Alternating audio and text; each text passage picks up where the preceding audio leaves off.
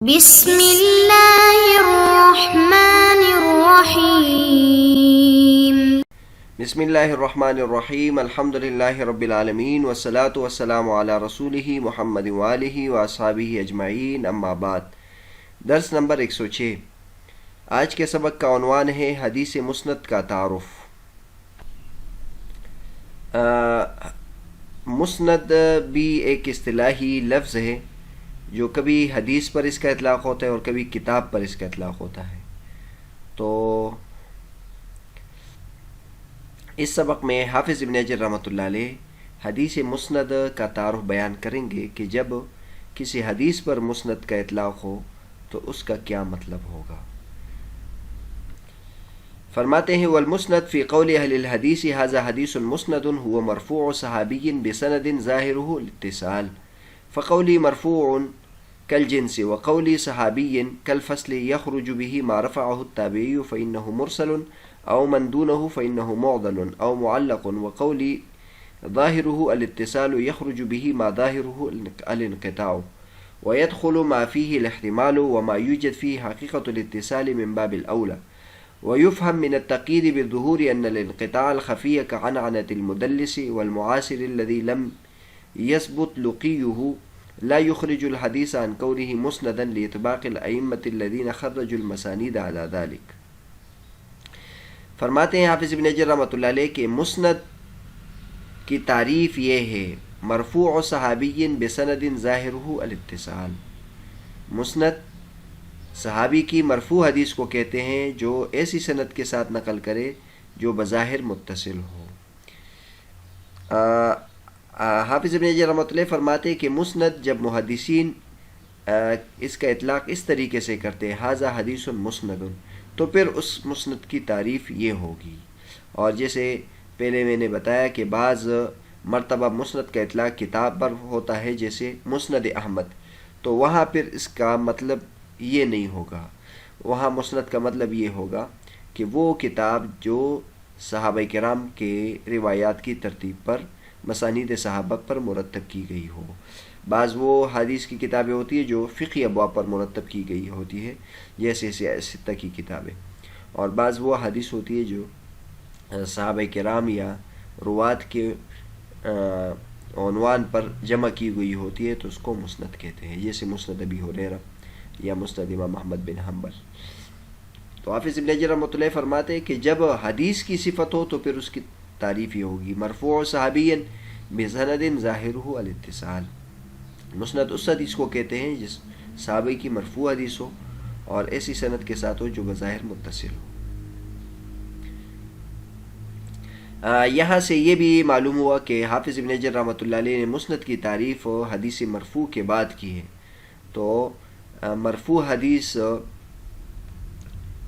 جس میں نبی کریم صلی اللہ علیہ وسلم کے قول فعل عمل تقریر کا ذکر ہو اس کو مرفوع کہتے ہیں۔ تو مسند یہ اس سے کچھ اوپر ہے، تو اس لیے اس مناسبت سے حافظ ابن حجر رحمۃ اللہ اس کو اس کے ساتھ ذکر کیا ہے۔ حافظ ابن حجر رحمۃ اللہ جو تعریف بیان کی ہے خود ہی اس کی تشریح کی ہے، چنانچہ فرماتے فقولی مرفوع، میرا قول مرفوع یہ جنس ہے اور باقی فصل ہے، اور میں نے اس مرفوع کو بھی ایک قید شمار کیا ہے، لہذا اس تعریف میں آسانی کے لیے پہلی جو قید ہے وہ مرفوع ہے۔ لہذا مسند اس حدیث کو کہتے ہیں جو مرفوع ہو، موقوف اور مقطوع کو مسند نہیں کہتے۔ اور میرا یہ قول صحابی یہ فصل ہے جس کی وجہ سے وہ حدیث نکل جائے گی جو تابعی اس کو مرفوعاً بیان کرتے ہیں کیونکہ وہ مرسل ہو جائے گی۔ مرفوع صحابین کا مطلب یہ ہو کہ آخری راوی صحابی ہو اور وہ اس کو نبی کریم صلی اللہ علیہ وسلم کی طرف پہنچائے، لہٰذا اس سے وہ حدیث نکل جائے گی جو مرفوع تابعین ہے، یعنی تابعی نبی کریم صلی اللہ علیہ وسلم سے حدیث نقل کرے تو وہ اس سے نکل جائے گی جس کو مرسل کہتے ہیں۔ یا اس طرح کے تابعی کے بعد تبع تابعی نبی کریم صلی اللہ علیہ وسلم سے روایت کرے اور تبع تابعی کے بعد نبی کریم صلی اللہ علیہ وسلم سے روایت کرے، یا بیچ میں اور کوئی راوی گرا ہوا ہو تو اس کو بھی مسند نہیں کہیں گے، وہ معضل ہوگا یا معلق ہوگا. معضل اس کو کہتے ہیں کہ دو راوی مسلسل گرے ہوئے ہو. معلق اس کو کہتے ہیں کہ سند کے شروع میں راوی گرے ہوئے ہو. تیسری قید یہ ہے قولی ظاہرہ الاتصال، کہ بظاہر وہ حدیث متصل ہو. اس سے وہ حدیث نکل جائے گی جو بظاہر منقطع ہو، یعنی نظر آ رہا ہو کہ وہ حدیث منقطع ہے. البتہ اس میں وہ داخل ہوگا، وہ حدیث داخل ہو جائے گی جس میں احتمال ہے انقطاع کا، یعنی یقینی طور پر یہ معلوم نہیں ہے کہ یہ منقطع ہے لیکن اس بات کا احتمال ہے، وہ مسند میں داخل ہو جائے گی. اور جس میں حقیقت اتصال موجود ہے تو بدرجہ اولا داخل ہو جائے گی. لہٰذا یہاں جو ہم نے ظہور کی قید لگائی ہے، اس سے یہ بات سمجھ آتی ہے کہ جو انقطاع خفی ہو، جیسے مدلس کا عنعنہ اور معاصر کا عنعنہ جس کی ملاقات ثابت نہیں ہو، یہ حدیث کو مسند ہونے سے نہیں نکالتا، کیونکہ تمام ائمہ کا اس پر اتفاق ہے جنہوں نے مسانید کو اس اصول کی بنیاد پر اس کی تخریج کی ہے. بہرحال حافظ ابن حجر رحمۃ اللہ کے نزدیک مسند کے لیے یہ 4 قیود ہے. نمبر 1 یہ ہے کہ وہ مرفوع ہو. موقوف اور مقطوع حدیث اس کو مسند نہیں کہہ سکتے. اور دوسری قید جو ہے مرفوع صحابی، لہٰذا اگر مرفوع ہو، پیچھے ہم نے بتا دیا مرفوع کے لیے متصل ہونا ضروری نہیں ہے، لیکن اگر مرفوع کو مسند کے درجے میں پہنچانا ہے تو اس کے لیے پھر متصل ہونا بھی ضروری ہے اور اس کا مرفوع ہونا بھی ضروری ہے اور وہ صحابی کی روایت ہونا ضروری ہے. اور تیسری چیز یہ ہے کہ متصل ہونا ضروری ہے. لیکن متصل پیچھے ہم نے ذکر کیا تھا کہ جو انقطاع ہے اس کی 2 قسمیں ہیں. ایک ظاہر ہے جو آسانی سے معلوم ہو جاتا ہے کہ 2 راویوں کے درمیان کوئی راوی گرا ہوا ہو، کیونکہ ہم روات کے حالات نکال لیں اور اس سے آسانی سے معلوم ہو جائے کہ ان کا ان کے ساتھ ملاقات نہیں ہے، تو یہ ظاہراً اور واضح طور پر منقطع ہیں، لہٰذا اس کو مسند نہیں کہیں گے. لیکن جو غیر منقطع کی دوسری قسم ہے، اور وہ اس کی پھر 2 قسمیں بتائی تھی، ایک مرسل خفی اور ایک تدلیس، تو وہ مسند سے نہیں نکلے گی، وہ مسند میں شمار ہوگی. حافظ ابن حجر رحمۃ اللہ اس کے لیے دلیل یہ ذکر کیے کہ جن حضرات نے مسانید کی ذکر کیے ہیں، مسانید روایت کی ہیں اور ان کے پیش نظر مسانید ذکر کرنا تھا، انہوں نے وہ اس کو ذکر کیا ہے. انہوں نے جو بظاہر منقطع نہیں تھے، بظاہر متصل تھے، ان کو ذکر کیا ہے، اگرچہ اس میں شبہ تھا کہ وہ منقطع ہے.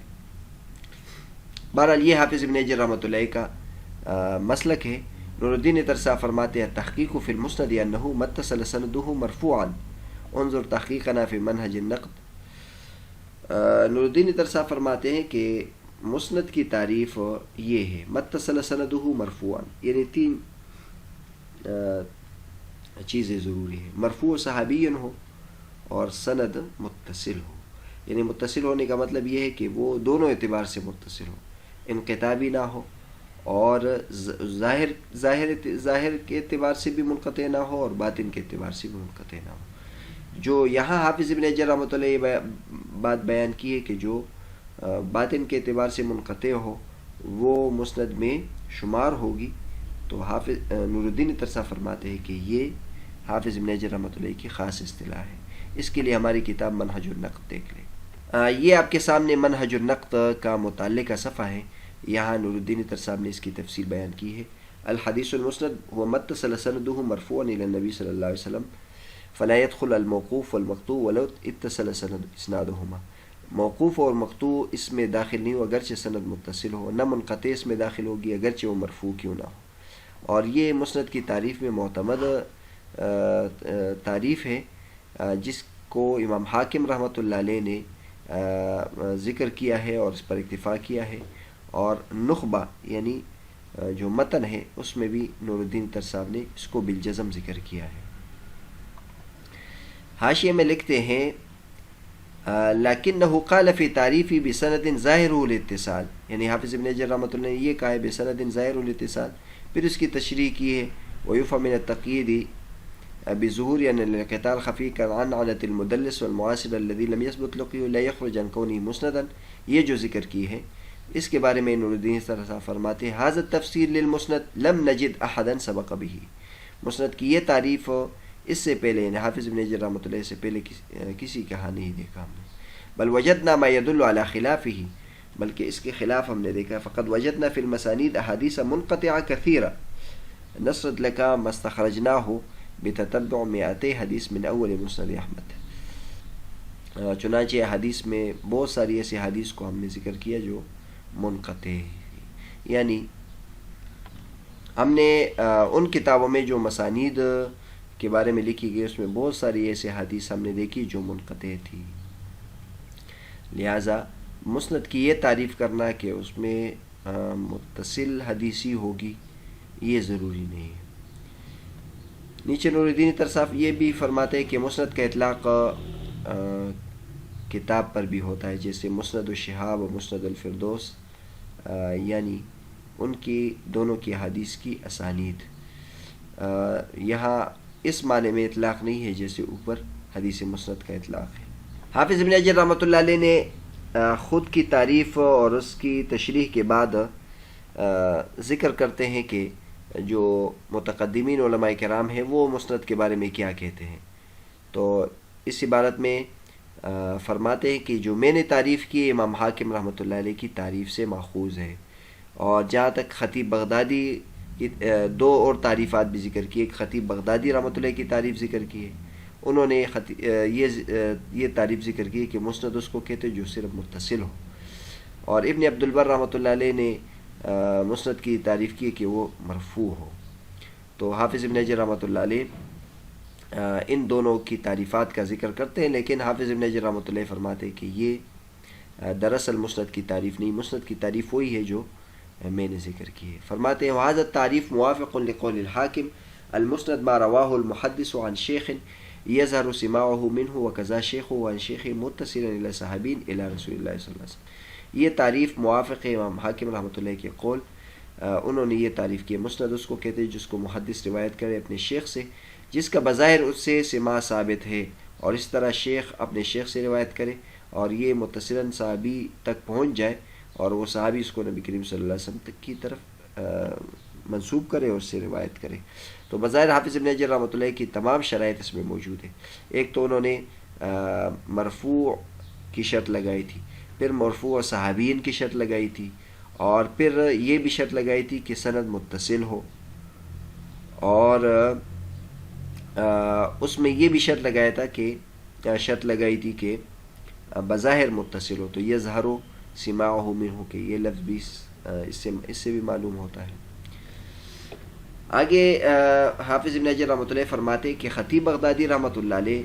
اما الخطیب فقال المسند المتصل فعلى هذا الموقوف اذا جاء بسند متصل يسمى عنده مسندا لكن قال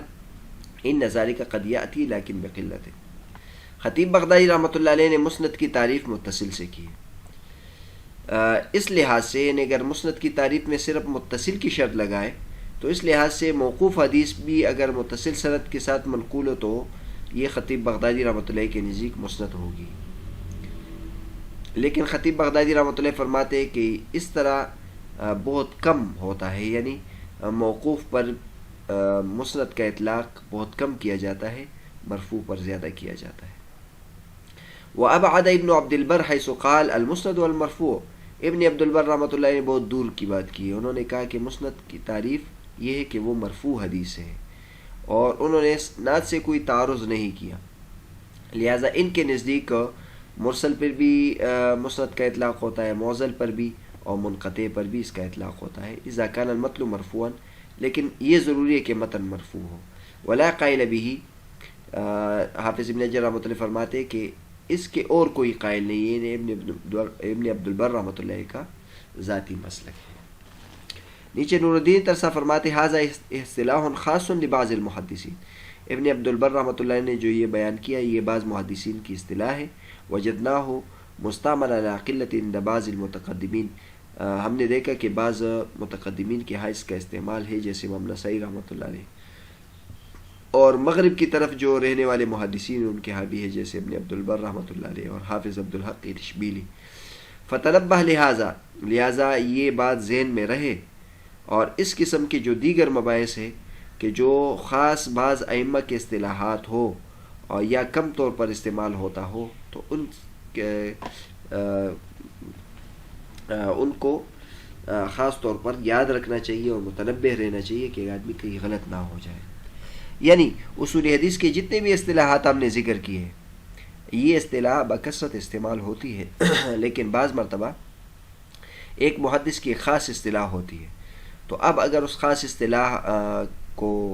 کا خیال نہ رکھا جائے بلکہ جمہور والا معنی اس کا مراد لیا جائے، تو اس سے کافی مسائل پیدا ہوں گے۔ تو لہٰذا اب ابن عبد البر رحمۃ اللہ کے نزدیک مسند اس کو کہتے ہیں جو صرف مرفوع ہو، اور جمہور کے نزدیک یہ ہے کہ وہ متصل بھی ہے۔ تو اب جمہور کے نزدیک مسند کا جو مقام ہے وہ بہت بلند ہے، جبکہ ابن عبد البر رحمۃ اللہ کے نزدیک مسند کا مقام اتنا بلند نہیں ہے، بس اس کا مرفوع ہونا کافی ہے، اور چاہے سند متصل نہ ہو۔ تو اگر جمہور کسی حدیث کے لیے کہے ھذا مسند، یہ زیادہ بلند لفظ ہوگا بنسبت ابن عبد البر رحمۃ اللہ علیہ کی۔ تو اس قسم کے اصطلاحات سے ہمیں ہوشیاری سے کام لینا چاہیے۔ خلاصہ یہ ہوا کہ حافظ ابن حجر رحمۃ اللہ علیہ نے مسند کی 3 تعریفیں ذکر کی ہیں۔ ایک ابن عبد البر رحمۃ اللہ کی تعریف ذکر کی کہ وہ مسند کو کہتے کہ مسند مرفوع کو کہتے ہیں۔ ایک خطیب بغدادی رحمۃ اللہ کی تعریف ہے کہ مسند متصل کو کہتے ہیں، اور ایک خود کی تعریف ہے کہ متصل بھی ہو، مرفوع بھی ہو، اور بظاہر متصل ہو۔ تو ان میں سے کون سا درست ہے؟ تو صحیح بات یہ ہے، جیسے نور الدین عطر صاحب نے بھی بیان کیا ہے کہ حافظ ابن حجر رحمۃ اللہ نے یہ تعریف کی ہے، لیکن ہم اگر دیکھ لیں تو اس کے علاوہ استعمالات بھی ہیں، یعنی منقطع حدیث ہے اس پر بھی مسند کا اطلاق ہے۔ اور شیخ ابراہیم اللاہم نے یہ نقطہ بیان کیا ہے کہ مسند کا اطلاق ان تینوں پر درست ہے، ان تینوں پر درست ہے، کیونکہ مسند کا معنی یہ ہے کہ سند ہو، وہ حدیث جس کی سند ہو۔ تو جس حدیث کی منقطع سند بھی ہو تو اس کی بھی کچھ نہ کچھ سند تو ہوتی ہے، اس لیے اس پر بھی اس مسند کا اطلاق ہوا ہے۔ اور جو حدیث باقاعدہ اس کی سند ہو تو اس پر بھی مسند کا اطلاق ہوا ہے۔ تو مسند کا اطلاق یہ مختلف معنی پر ہوتا رہا ہے، تو کسی خاص صورت کے ساتھ اس کو خاص نہیں کرنا چاہیے، اور یہ ذہن میں رہنا چاہیے متقدمین مسند کا اطلاق بہت اہم طور پر کرتے ہیں، اور وہ کبھی مرفوع پر بھی کر دیتے ہیں، کبھی مرفوع کے علاوہ جو حدیث ہے، مقطوع حدیث ہے، موقوف حدیث ہے، اور وہ سندن متصل ہے، سند اس کی موجود ہے، اس پر بھی مسند کا اطلاق وہ حضرات کرتے ہیں۔